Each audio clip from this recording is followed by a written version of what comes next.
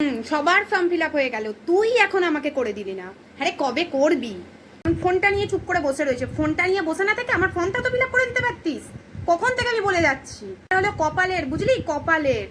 ওই বিনোদের মা একবার বললো, শুধু ছেলেটা চলে গেল, গিয়ে করে নিয়ে চলে এলো। আর আমার কপালটা দেখ, আমি কবে থেকে বলে যাচ্ছি, কেউ আমার কথা শুনছে না।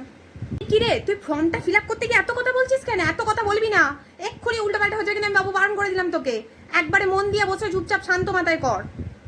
দেখেছি তোদের বাপ ব্যাটার ঢিলামির জন্য আমি এই টাকাটাও পাবো না। তোদের বাড়িতে তো কাজ করি, তোরা তো টাকা পয়সা কিছু দিস না, যা একটা পাচ্ছি সরকার থেকে সেটাও তোদের জন্য পাবো না। এবার বলবো না, আমি আর তোদের ফর্ম ফিল আপের কথা বলবো না, কোনোদিনও বলবো না। আমার কাজ কেন করবি? আমি কে? আমার কাজ, আমি কত করে বললাম ফর্মটা ফিল আপ করে ফেল, করে ফেল। তুই কি পড়াশোনা জানিস না? হ্যাঁ, তোকে পড়াশোনা শেখানো হয়নি না? তুই ইচ্ছা করে পড়িসনি। সবাই বলছে ফর্ম ফিল আপ করে ফেলছে, ওই তোদের বাড়ির ছেলেটা সুন্দর করে ফর্ম ফিল আপটা করে দিল।